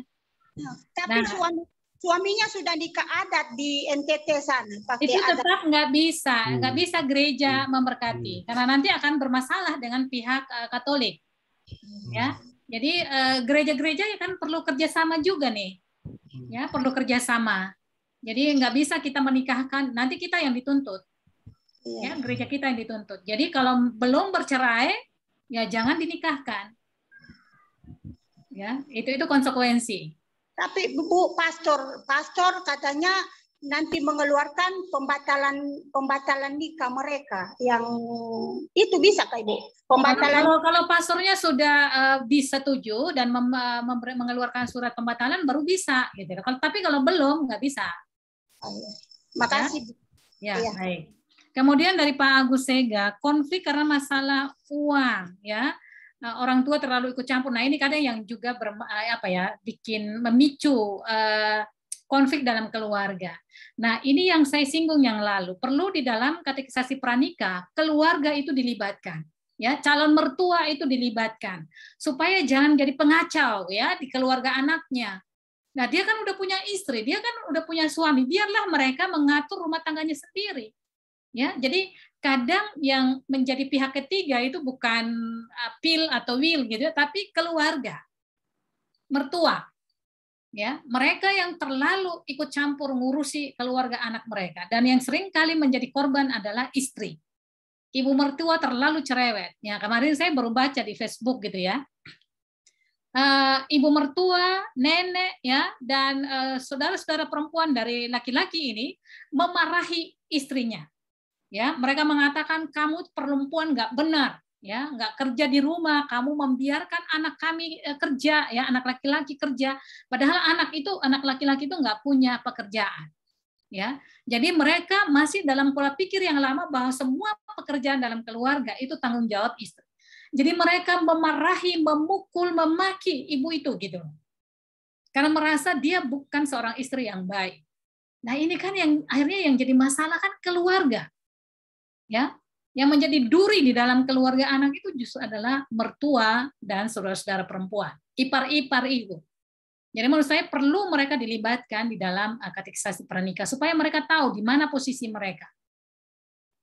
Anak udah kawin tapi masih diperlakukan sebagai anak kecil gitu ya, yang harus diurus gitu. Nah, itu masalah menurut saya. Jadi kadang banyak perempuan yang justru lebih patriarki daripada laki-laki. Nah, itu perempuan yang begitu itu. Ya, menindas sesama perempuan. Itu yang banyak terjadi. Ya, kemudian apakah boleh bercerai karena lama pisah? Kalau tidak salah di dalam undang-undang itu 1 atau 2 ya, 2 tahun. Kalau tidak ada kabar berita itu berarti boleh kawin lagi. Ya, karena tidak ada berita sama sekali dari suami yang pergi atau istri yang pergi. Itu boleh. Tapi memang untuk beberapa pasangan, nah itu tadi karena Kristen apa yang dipersatukan oleh Tuhan tidak boleh diceraikan oleh manusia, itu lalu berpegang teguh ya untuk menanti suami kembali lagi pulang atau istri pulang lagi. Ya, padahal konsep perkawinan kita adalah ada jaminan lahir batin gitu ya, lahir batin. Nah, kalau orangnya udah tidak jelas ya, nggak ada berita, nah itu bagaimana gitu ya. Nah, kalau kita ikut undang-undang ya boleh ya, 2 tahun tidak ada kabar berita dia boleh menikah lagi. Tapi ya kembali kepada aturan gereja ya. Kalau kita kembali di janji pernikahan bisa saja sebenarnya ya, karena janji pernikahan setia dalam suka dan duka, dalam sakit maupun sehat ya, dan tujuan perkawinan adalah kebahagiaan. Nah, kalau tidak ada dia di situ, nah apakah masih bisa disebut sebagai keluarga? Apakah masih bisa disebut sebagai suami istri? Orangnya nggak ada, gitu ya. Nah, itu bisa menjadi bahan pertimbangan bagi kita. Apakah tetap begitu saja atau memang bisa diberikan peluang untuk dia bercerai ya. Sudah tidak jelas orangnya gitu. Ya, orangnya tidak bertanggung jawab kok. Dia udah merusak, melanggar janji perkawinannya. Jadi sebenarnya dengan tidak ada beritanya, dengan sendirinya gagal, batal gitu ya perkawinan itu sendiri. Yang berikut dari Gorby, kalau meninggal dan menikah, ya ini malah boleh kan sudah maut yang memisahkan, ya mereka sudah dipisahkan oleh maut, jadi bisa menikah lagi. Itu, ya jadi sudah langsung saya jawab. Kemudian menikah kembali tapi tidak ada kejelasan tentang perkawinan sebelum. Nah ini tadi yang saya katakan tidak boleh. Ya, jadi kalau di perkawinan sebelum, jadi makanya gereja harus menanyakan surat cerai ada atau tidak. Apakah itu palsu atau tidak? Karena ada laki-laki yang memalsukan surat cerai. Ya, ada di satu gereja ya, itu udah mau pemberkatan nih, udah di gereja. Datang mantan istri atau istrinya ya, karena belum cerai, istrinya datang, lalu ngamuk-ngamuk di situ, memarahi gereja. Kenapa gereja memberkati suami istri pasangan itu padahal belum bercerai? Jadi dia bawa surat nikahnya. Nah, ini yang saya katakan, kita perlu berhati-hati sebagai gereja. Jangan orang datang ya, lumayan nih ada anggota baru, bisa nambah jumlah warga jemaat gitu ya, lalu tidak diperiksa dengan baik. Nah, kita yang dituntut dan kita juga bersalah di sana kan, karena kita menikahkan orang yang belum bercerai. Itu. Jadi tidak mudah. Makanya harus ada pemeriksaan semua surat-surat. Kita juga perlu cari tahu ini laki-lakinya dari mana, perempuannya dari mana, gitu ya, supaya jelas. Gitu. Itu Bapak Ibu, terima kasih. Itulah penjelasan yang sudah disampaikan Bu Asnat dari pertanyaan-pertanyaan pada chat room. Kita masih punya waktu sekitar 20 menit ke depan. Sehingga mari saya memberikan kesempatan, karena diskusi ini, pembahasan kita hari ini hal yang menarik. Saya melihat tadi sudah ada 2 orang yang raise hand, Saudara Gogo atau Bapak Gogo, tapi terus terlempar. Sehingga yang kedua saya beri kesempatan langsung dulu. Bu Asnat, nanti setelah ini kita bahas lagi yang dari room chat, Bu. Ada pertanyaan yang muncul lagi, beberapa pertanyaan. Ini saya berikan kesempatan yang bertanya langsung dulu pada Bapak Denny Tampi. Silakan Pak Denny. Selamat sore Bu Asnat, Shalom. Selamat sore semua. Pak Pendeta. Ya Bu, Ya, saya hanya mengeluarkan statement aja, Bu. Saya sangat setuju dengan pendapat Ibu bahwa seringkali yang menjadi pihak ketiga itu adalah keluarga. Oleh karena itu kadang-kala kalau saya katekisasi pranikah itu, katekisasi terakhir itu yang saya katekisasi orang tuanya. Saya tanya kepada orang tua, ikhlas enggak anaknya itu menikah? Kalau nggak ikhlas anaknya menikah, mendingan tidak usah menikahkan anaknya, karena seringkali yang jadi awal keributan itu justru adalah pihak keluarga yang akhirnya imbasnya ada pria idaman lain atau wanita idaman lain. Seringkali kasus-kasus seperti itu juga banyak, Bu. Tapi ini juga ada sebuah kasus ini, Bu. Saya mau pendapat Ibu bagaimana. Ada keluarga muda. Memang mereka waktu usia menikah itu sangat muda. Laki-laki 19 tahun, perempuan masih 17 tahun. Dan memang waktu itu saya memang yang memberkati, Bu, karena waktu itu jemaatnya itu jemaat tetangga, bukan jemaat saya. Saya memberkatinya. Saya diminta untuk peneguhan pemberkatan mereka, dan saya tidak mendampingi proses katekisasinya memang waktu itu. Dan akhir-akhir ini si istri hubungin saya, terjadi kekerasan dalam rumah tangga. Suami memukul, menginjak, dan itu seringkali terjadi di depan keluarga suami.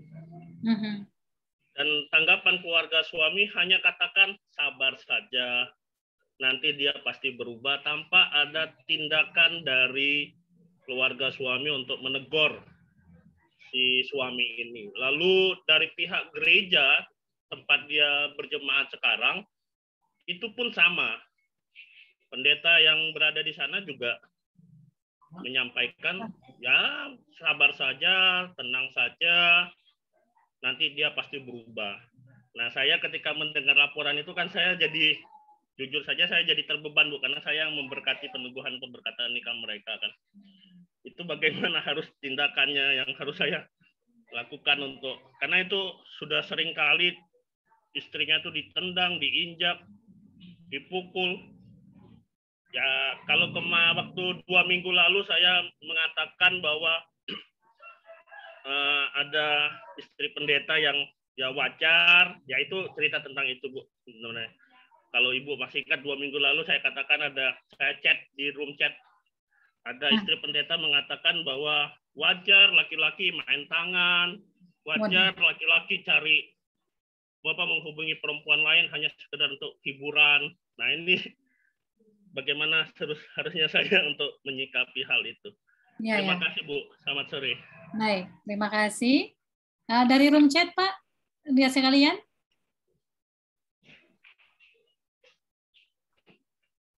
Ya, baik Bu Asnat. Kalau sekalian dari room chat, ada pertanyaan dari Bapak Joandri Sohilait.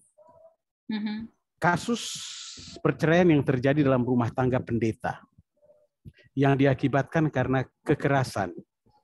Dan akhirnya istri yang merupakan pendeta itu meminta untuk berhenti menjadi pendeta karena merasa tidak layak menjadi pendeta. Bagaimana pendapat Ibu? Pertanyaan yang kedua dari Bapak Maradong Nain, cerai melibatkan gereja dan keluarga besar, apa iya? Dari room chat berikutnya, apakah pendeta tidak memberkati pernikahan kedua? Hanya itu, Bu, yang muncul di room chat. Sebentar, Pak, ulang lagi ya. Apakah pendeta tidak memberkati pernikahan kedua? Itu pertanyaannya seperti itu. Apa mungkin maksudnya, apakah yang untuk pernikahan kedua itu tidak boleh pendeta atau gimana? Saya kurang tahu. Kalau bisa, saudara atau Bapak atau Ibu Mayvin bisa memperjelasnya. Soalnya yang tertulis di sini, apakah pendeta tidak memberkati pernikahan kedua? Bu Mayvin, bisa silakan memperjelas, Bu. Apakah tidak berdosa? Maksudnya, apakah tidak berdosa kalau pendeta itu memberkati pernikahan kedua, Bu Asnat? Ya. Baik Bu Mayvin, terima kasih. Silakan Bu Asnat. Ya, terima kasih Pak Denny untuk sharingnya tadi. Kemudian yang kekerasan. Nah, ini juga sebenarnya menurut saya sih gereja juga terlibat ya, karena kalau laki-lakinya 19 tahun, perempuan 17 tahun kan masih muda sebenarnya nih ya, masih sangat muda. Tapi mungkin saya nggak tahu itu tahun berapa ya, karena undang-undangnya sekarang kan sudah dinaikkan, dua-duanya harus 19 tahun. Ya, karena di usia ini kan masih labil ya, pasangan itu masih labil. Bayangkan aja masih SMA. Dan bisa juga itu mempengaruhi alat-alat reproduksinya karena belum siap betul ya, walaupun sudah masa puber gitu ya, tapi belum begitu berfungsi dengan baik gitu. Nah, jadi menurut saya kalau memang itu kekerasannya sudah mengancam nyawa dan tiap hari jelas ya, kita aja jangankan dipukul ya, dicubit aja sakit. Ya, apalagi ini ditendang gitu. Apakah kita menunggu sampai perempuannya mati dulu lalu kita mengatakan ya sekarang kalian bercerai? Kan tidak. Jadi kalau kita melihat bahwa ini sudah tidak benar ya dan berbahaya, menurut saya sih tidak ada salahnya mereka dipisahkan. Ya, mungkin pertama pisah, maksudnya pisah tempat tinggal dulu, ya pisah ranjang dulu, sambil kita melakukan pendampingan pastoral terhadap suami maupun terhadap istri. Pasti, menurut saya sih pasti ada alasan kenapa suami melakukan kekerasan. Ya. Entah itu masalah keuangan mungkin, jadi kekerasan itu sebenarnya bukan masalahnya, tapi di belakang itu, ya, entah masalah ekonomi karena masih sangat muda kan, nggak ada pekerjaan misalnya atau apa ya, dan menikah mungkin karena keterpaksaan saja, ya, bukan karena sudah memikirkan secara matang. Jadi kita perlu mendampingi. Sudah 5 tahun, Bu. Kenapa? Usia pernikahannya sudah 5 tahun, kalau nggak salah. Ya, itu usia rawan, Pak. Ya, 5 sampai 10 tahun usia rawan. Di situ banyak sekali konfliknya di situ. Paling bulan madunya itu cuma 1 bulan, Pak. Selanjutnya perang. Iya. Jadi jangan yang masih pacaran, yang masih jomblo ini membayangkan menikah itu kayak romantis sepanjang masa gitu nggak. Yang banyaknya itu malah berkelainya gitu ya. Menikah cari masalah ya, Bu. Iya, jadi orang yang berani menikah itu yang berani menghadapi masalah. Ya, karena beda kepala kan, beda cara berpikir gitu ya. Walaupun tidak semua begitu ya, tapi pasti ada konflik lah. Tergantung kita bagaimana mengelola itu. Nah, menurut saya KDRT yang dilakukan oleh suami itu bukan hal yang wajar. Itu tidak wajar dan karena itu harus dihentikan. Nah, gereja perlu mendampingi kedua orang ini, baik suami maupun istri. Tapi kalau sampai setelah itu juga masih terus begitu, jadi mungkin bukan alasan ekonomi tapi sudah karakternya atau apa gitu, ya mungkin dipisah gitu ya. Ibaratnya kalau hewan itu berkelahi terus kan kita akan pisahkan kandangnya. Ya, jangan di satu kandang kan bisa mati nanti yang satu kan. Kayak gitu. Tapi memang keputusan untuk bercerai ada di tangan mereka berdua. Ya, bukan kita yang mengatakan kalian cerai ya karena kamu sudah mau mati gitu. Ya, kita hanya memberikan pengarahan gitu, tapi keputusan terakhir ada di tangan mereka dan kita mendampingi mereka. Terima kasih, Bu. Kita hanya menolong kalau itu mengancam nyawa ya kita pisahkan ya, ini tadi diusulkan supaya mereka berpisah sementara gitu. Kemudian dari Bapak Joandri, perceraian dan rumah tangga pendeta. Ya kalau pendeta itu yang memutuskan sendiri ya enggak apa-apa ya, itu hasil keputusan dia sendiri gitu. Tapi gereja menurut saya tidak boleh apalagi kalau dia jadi korban ya. Saya secara khusus mengatakan tentang korban. Tidak boleh menanggalkan kependetaannya. Ya, harusnya gereja berpihak kepada mereka yang menderita. Ya, ada beberapa gereja yang melakukan itu. Dia korban kok, tapi dia yang dicopot kependetaannya, dia yang dinonaktifkan. Kan kasihan. Menurut saya justru yang bercerai ini kan bisa menjadi contoh konkret untuk yang lain. Ya, bahwa rumah tangga itu tidak selamanya ideal. Ada yang tidak ideal dan gereja perlu mempersiapkan untuk menerima yang tidak ideal. Di dunia ini kan tidak semuanya ideal. Ya kan? Dan kita harus siap untuk sesuatu yang tidak ideal. Kebanyakan kita gereja kan mempersiapkan orang menikah kan sesuatu yang ideal, perkawinan Kristen harus begini, begitu. Bagaimana kalau tidak begini begitu? Apa yang harus kita lakukan? Nah, harusnya itu ada di materi pranikah. Bagaimana mengantisipasi kalau ada konflik, kalau ada kekerasan, kalau ada masalah ekonomi dan lain-lainnya. Itu perlu dibicarakan menurut saya. Jadi kita masih di dunia, Bapak Ibu, Saudara, bukan sudah di surga. Jadi pasti masalah banyak yang terjadi. Ya, paling enggak kita mempersiapkan untuk mengantisipasi hal-hal yang tidak ideal ini supaya tidak muncul.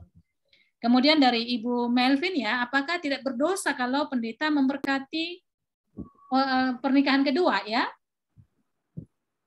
Ya menurut saya kalau itu boleh bercerai, ya maksudnya menerima perceraian berarti kan menerima juga perkawinan kembali. Kecuali ada orang yang tidak mau menikah lagi, ya baiklah. Ada juga teks Alkitab sih yang mengatakan baiklah dia tidak menikah. Ya kalau sudah bercerai dia tidak menikah. Tapi kan ada juga ayat yang nanti saya katakan di Markus 10 kan, berikanlah surat cerai kepada istrinya supaya dia bisa kawin lagi. Berarti kan boleh kawin kembali. Ya, sebab kalau tidak ada surat cerai, dia dianggap masih belum bercerai. Dan karena itu kalau dia kawin, dia bersinah. Tapi dengan surat cerai yang diberikan, dia boleh kawin lagi. Itu jaminan gitu ya, bahwa perempuan itu boleh kawin lagi. Jadi ada teksnya, ada natsnya. Ya. Bu, Markus berapa tadi, Bu? Markus 10 kalau nggak salah. Markus 10. Oh, berarti kalau sudah ada cerai, berarti Ibu sudah bisa menikah lagi, Bu. Iya, jadi surat cerai yang diberikan kepada istri kan dibilang suami itu harus memberikan surat cerai kepada istrinya. Itu kan untuk melindungi perempuan supaya kalau dia mau menikah itu sah gitu. Karena ada surat cerainya, jaminan. Tapi kalau tidak ada surat cerai, dia nggak boleh menikah. Kalau dia menikah dianggap zina karena memang belum cerai gitu. Berdasarkan Markus ya, Bu ya. Ya, Markus 10 terus ada di Matius juga. Matius berapa tadi ya? Saya harus lihat PowerPoint saya. Makasih, Bu. Sama-sama. Ya. Baik, saya pikir Ibu Asnat sudah menjawab semua pertanyaan yang ditanyakan, baik secara langsung maupun lewat raise hand. Bu Asnat, ini menarik sekali sehingga kita sudah mendekati limit waktu, tetapi ada dua Bapak yang mengajukan raise hand. Apakah bisa dilayani? Boleh, Pak, boleh. Oke, baik. Saya beri kesempatan dulu yang pertama kepada Bapak Paulus Eko Kristianto, dan nanti Pak Gogo. Ini Pak Gogo sudah muncul. Pak Paulus Eko Kristianto, dipersilakan.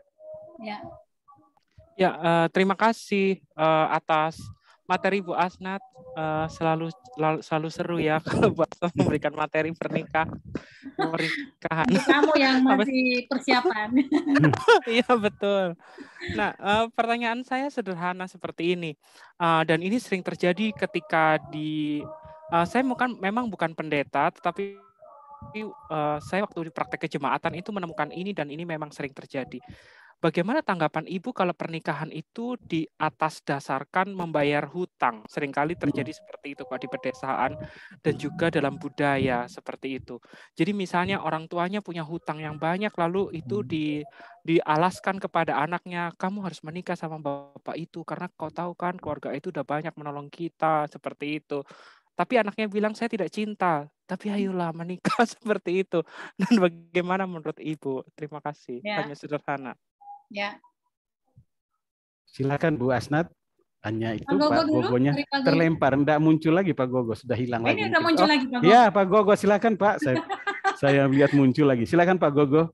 Nggak apa-apa kalau mau dilempar nggak apa-apa. Asnat, saya pemerhati dan juga apa ya istilahnya, saya pemerhati sikap gereja. Saya mau bertanya gini, sederhana saja. Bagaimana sikap Bu Asnat terhadap gereja yang menurut saya saat ini tidak konsisten, sampai saat ini tidak punya konsistensi dalam menerapkan prinsip etis di dalam perkawinan. Salah satu contoh misalnya pertanyaannya, Kalau di Katolik jelas ya, dasar bahwa seseorang itu bisa menikah kembali adalah tentu memang ujungnya keputusan paus, tetapi itu melalui pertimbangan-pertimbangan mulai dari bawah, dan itu dilakukan penelitian terhadap keputusan itu, apakah boleh menikah kembali atau tidak, sekalipun ujungnya di paus. Tetapi di dalam tradisi gereja Protestan, adakah kita menemukan bahwa gereja melakukan peneguhan dan pemberkatan pernikahan kembali karena memang punya dasar yang kuat dalam hukum gereja, bukan karena dasar hukum negara loh. Karena selama ini gereja hanya pegangannya itu dasar hukum negara, sementara gereja sendiri tidak pernah mengeluarkan surat cerai atau pernyataan cerai dari salah satu pasangan. Kalau memang itu berani dikeluarkan, berarti gereja punya dasar hukum gereja yang kuat, dan dia punya dasar juga tindakan etis yang kuat untuk melakukan pernikahan kembali. Dan bukan hanya berlindung di balik kedok hukum negara, karena gereja selama ini tuh menurut saya, mohon maaf mungkin bila kata-kata ini kasar, karena saya juga pengamat hukum perkawinan, hukum gereja, dan juga etika sosial. Gereja itu banci, dan pejabat-pejabat gereja itu adalah pihak yang paling mudah untuk cuci tangan terhadap situasi etis yang terjadi dalam hukum perkawinan. Dan kalau ada konflik, nah mulai itu beramai-ramai cari panggung, cari muka. Tetapi kalau sudah ada konflik yang istilahnya sampai berdarah-darah, mulai itu kayak Hawa semua tuh tuding-tudingan gitu. Nah, kira-kira Bu Astad bolehkah kasih kepada kita tuh sedikit pencerahan bagaimana sikap etis gereja seharusnya merespon terhadap hal-hal yang seperti ini? Terima kasih Bu Astad. Ya, terima kasih Pak Gogo. Saya jawab dulu dari Paulus ya. Nah, kalau saya sih ya menikah sesuai undang-undang juga ya. Di undang-undang itu yang tahun 74 ayat 1, 2 dan seterusnya itu perkawinan dilakukan dengan sukarela. Ya, dengan sukarela. Artinya harus persetujuan dua pihak. Nah, kalau saya ya harus ada cinta dong. Kita bukan zaman Siti Nurbaya yang dijodohkan gitu ya dan beranggapan cinta akan datang kemudian. Nggak bisa kalau sekarang. Ya, dulu mungkin iya gitu ya dan orang patuh aja gitu. Ya. Tapi kalau sekarang saya nggak setuju dengan perjodohan. Itu kan keinginan orang tua. Nah, itu tadi yang saya bilang, bukan jodoh dari Tuhan. Ya, bukan dipersatukan oleh Tuhan, tapi dipersatukan oleh orang tua, dipersatukan oleh hutang. Nanti timbul masalah itu ya, karena orangnya memang nggak ada rasa cinta gitu. Nah, jadi sekarang menurut saya sih orang butuh bahagia, ya hidup bahagia. Jadi ya perlu ada cinta. Walaupun kadang cinta nggak menjamin ya, karena kadang cinta juga panas-panas kayak ayam di awal, berikutnya udah mulai hilang gitu ya. Nah itu juga bisa terjadi. Jadi saya tidak setuju kalau orang dipaksa menikah hanya untuk membayar hutang. Namanya bisa tuh dituntut dengan Undang-Undang 74 itu. Gitu. Ya.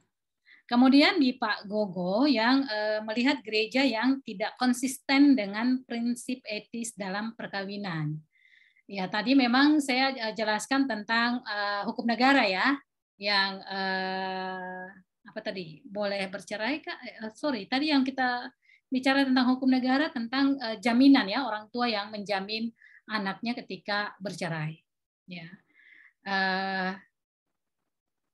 Ini pertanyaannya tentang perceraian dan nikah kembali. Nah, memang kita dari dulu itu ya sampai sekarang juga itu melarang perceraian atau tidak boleh bercerai. Tetapi kadang situasi khusus yang saya katakan tadi itu Pak. Jadi kalau kekerasan saya sih kalau alasan yang lain ekonomi apa perselingkuhan apa saya nggak setuju gitu ya. Tapi kalau itu kekerasan saya setuju. Karena menyangkut nyawa seseorang. Jadi aturan itu juga perlu melihat konteks. Jadi tidak menjadi aturan mati. Yesus sendiri juga mengkritisi aturan kan, hukum pada saat itu. Karena yang diperhatikan adalah kehidupan, kemanusiaan. Bukan aturan itu yang paling penting, tapi manusianya. Nah, gereja menurut saya juga harusnya begitu. Ya, kalau terjadi kekerasan, ya aturan itu bukan dilanggar sih menurut saya sih, tapi bisa agak fleksibel lah begitu. Ya, Pak, karena kita bukan hidup untuk aturan, tapi aturan kan untuk mengatur hidup kita. Gitu. Jadi menurut saya ya boleh ya, bisa menerima kalau orang lalu demi menyelamatkan diri dia meminta bercerai. Dia mengatakan saya tidak tahan lagi karena dipukuli tiap hari, Pak. Apa kita menunggu sampai dia mati dipukul, atau kita ketika peluang itu ada, kesempatan itu ada, ya kita ambil keputusan atau menerima keputusan dia. Gitu. Tapi memang dengan kenyataan ini kan kita lalu mengoreksi diri kan. Kita melarang bercerai, tapi katekisasi pranikah pasca nikahnya asal-asalan. Nah, ini yang sering kali saya kritik juga. Kalau kita melarang bercerai, ya upayakanlah supaya tingkat perceraian itu diminimalkan. Ya, walaupun memang tidak menjamin kalau sudah katekisasi pranikah gitu nanti tidak cerai, enggak juga. Tapi paling tidak kan kita menolong pasangan itu untuk menghadapi kejutan-kejutan yang mungkin terjadi di dalam perkawinan. Karena perbedaan pendapat, karena penyesuaian, ya, yang bisa jadi itu juga lalu berkelahi di situ. Gitu. Nah, kemudian tadi mungkin karena Pak Gogo terlempar ya, saya tadi menjelaskan tentang ayat Markus 10 dan Matius 19 yang Paulus dan Yesus mengatakan, kalau bercerai ya kasih surat cerai kepada istrimu ya supaya mantan istri ini bisa kawin lagi. Nah, berarti kan boleh kawin lagi. Ya, dan dalam teks itu juga boleh bercerai tapi dengan alasan zina. Bukan karena alasan istri tidak bisa kerja atau apa gitu, bukan, tapi alasan zina. Nah, saya sendiri berdasarkan teks itu mengatakan ya kalau zina aja boleh, kenapa yang kekerasan ini yang mengancam nyawa tidak boleh? Gitu kan? Jadi saya ini bisa terima kalau pasangan itu memang mengatakan saya udah nggak kuat. Gitu, Pak. Tapi pertanyaan etisnya adalah zina ataupun pidana, sekalipun saya gunakan langsung ya terminologinya biar jelas pidana ya. Karena kan pidana ya. Ya, Pak. Hukum negara di dalam keluarga. Ya. Pidana sekalipun pertanyaannya adalah pernahkah gereja mengeluarkan surat cerai itu? Oke, si bersangkutan tidak mengeluarkan surat cerai. Ya, benar. Dia sudah menyerahkan apa istilahnya itu katakanlah kepercayaan kepada gereja dalam hal ini, ya dalam sikap etis katakanlah iman ya. Nah pertanyaannya, kenapa gereja tidak mengeluarkan surat cerai itu supaya ada gereja lain yang bertanggung jawab untuk melakukan pernikahan kedua sehingga gereja pun tidak diveta konflikan karena alasan-alasan oleh para pihak yang mengambil keuntungan hanya demi alasan-alasan untuk memenuhi keinginannya menikah kembali kah, atau bercerai kembali kah, menikah lagi kah, atau bercerai lagi. Seperti pertanyaan yang bapak-bapak yang sudah ajukan tadi, gitu loh. Ya, benar, Pak. Jadi masalahnya sebenarnya di pemahaman kita terhadap undang-undang itu, Pak. Jadi kalau kita ikut persis undang-undang itu, maka yang mengesahkan perkawinan itu adalah gereja. Nah, persoalannya gereja tidak setuju dengan perceraian. Kalau dia mengesahkan, berarti kan dia boleh dong mengeluarkan surat cerai, kan gitu. Jadi gereja itu hanya memberkati perkawinan. Gitu. Ya, nah karena ini sudah banyak persoalan, mungkin gereja perlu membicarakan ini. Bagaimana sikap kita sekarang ini, memberkati saja kah, ataukah juga mengesahkan? Karena memang undang-undang kita itu kan warisan Belanda, Pak. Yang membayangkan dulu di zaman Belanda semuanya Kristen. Jadi undang-undangnya Belanda di sana yang diterapkan di sini. Jadi gereja kan menyatu dengan negara kan. Jadi kalau gereja mengesahkan, ya negara tinggal mencatat. Nah kalau kita kan terbalik, catatan sipil yang cuma mencatat, sekarang dia berfungsi menjadi mengesahkan gitu, sehingga dia yang mengeluarkan surat cerai. Kan terbalik tuh Pak. Dan dalam praktek di pengadilan itu pun terbalik. Karena kenapa? Akta perkawinan yang dikeluarkan oleh gereja itu dijadikan dokumen hukum loh oleh pengadilan. Nah, berarti siapa nih yang mengesahkan? Nah, itu. Jadi negara kan bisa jadi dia ikut undang-undangnya, Pak, karena menganggap agama yang mengesahkan, tapi gereja sendiri hanya memberkati. Ini kan jadi kacau balau gitu ya. Tapi menurut saya sih, ya saya serahkan ke yang di gereja-gereja untuk membahasnya, bagaimana sikap seharusnya gitu kan. Karena ya saya sendiri ngajar tentang ini ya, tapi bingung juga dengan gereja kan. Karena gereja mengatakan kami cuma memberkati. Ada sih yang dua-duanya ya. memberkati dan mengesahkan. Tapi saya juga nggak tahu apakah mereka juga mengeluarkan surat cerai apa enggak gitu. Nah itu kan jadi serba salah kan, kayak begitu. Tapi ini memang jadi PR kita Pak. Jadi menarik untuk sekalian disampaikan kepada para pendeta untuk memikirkan itu gitu. Terima kasih Bu Asnat. Ya sama-sama Pak. Saya juga sedang berpikir itu. Saya berpikir tentang itu juga di dalam mengajar gitu ya. Ini gimana sih sebenarnya? Berbeda, bertentangan antara undang-undang dengan apa yang diterapkan oleh gereja. Kalau Muslim kan jelas gitu ya, KUA juga yang menceraikan, maksudnya mengeluarkan surat cerai. Memang di dalam proses pengadilan kalau orang Kristen gitu ya, Kristen maupun agama lain, itu pendetanya dilibatkan Pak untuk mediasi. Jadi pendetanya akan mendampingi secara pastoral bagaimana supaya keluarga ini bisa berdamai. Ya, dan pendeta juga dipanggil sebagai saksi. Tapi kayaknya sekarang sudah tidak lagi gitu. Saya kurang tahu, bisa dicek di pengadilan. Ya, biasanya ada mediasi, proses mediasi di sana. Ya, terima kasih Bu Asnat. Karena kalau kita berefleksi, disinilah pentingnya pendeta perlu banyak belajar dan terus belajar. Karena kenapa? Produk Undang-Undang Kolonial Belanda itu masih ada muatan peta konflik atau divide et impera, itu masih ada loh di masyarakat kita.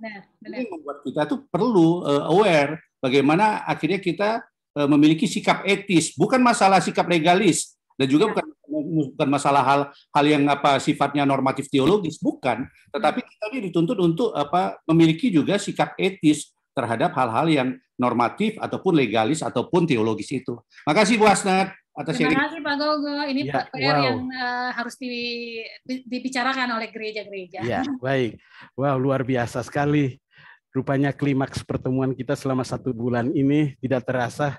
Apa yang kita diskusikan hari ini sudah melewati waktu 5 menit Bu Asnat, tapi itulah bagian dari pengalaman-pengalaman yang dialami dalam pelayanan Bapak Ibu pendeta di medan pelayanan.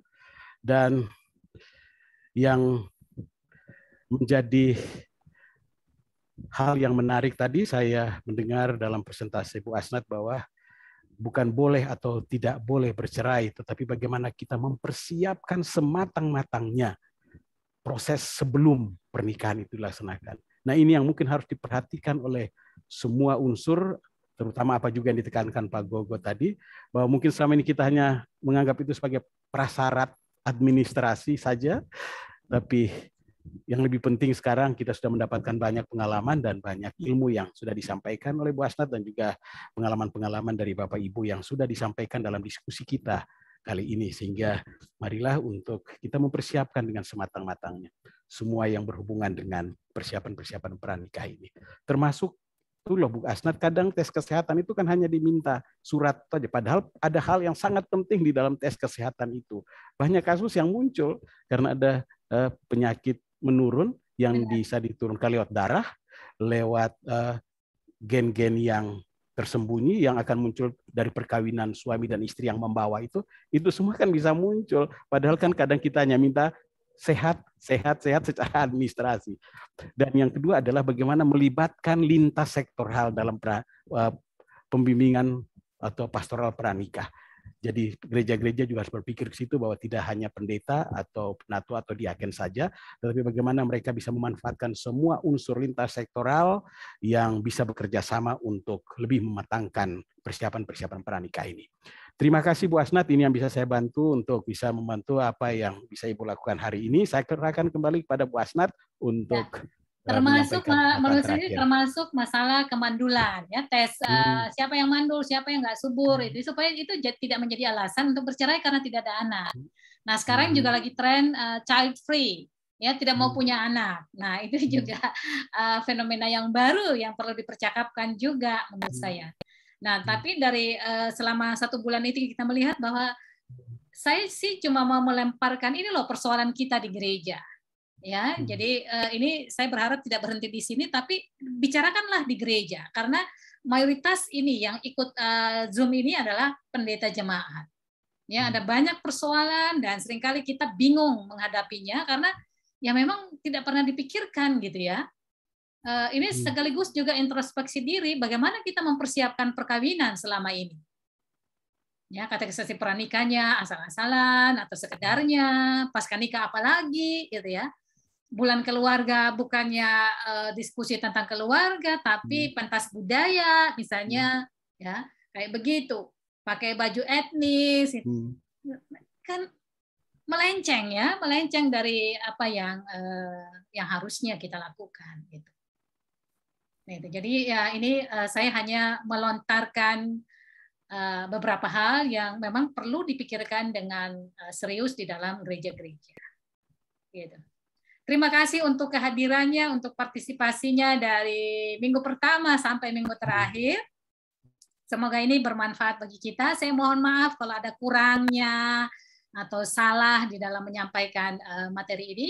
Ya, dan semoga kita bisa bertemu di lain kesempatan, di lain topik. Ya. Ibu bisa terakhir? Ya. Sedikit saja, Bu. Bu Asnat, bolehkah kami dapatkan materi Ibu dari pertemuan pertama sampai yang terakhir ini? Boleh, tapi juga bisa sebenarnya dilihat di YouTube. Ya, di YouTube kan kelihatan di situ tampilan materi saya. Karena ini direkam, ya, direkam, jadi ada di YouTube. Oke, terima kasih, Bu. Sama-sama. Ya. Terima kasih untuk kehadirannya. Ya, semoga kita masih bisa ketemu di lain kesempatan.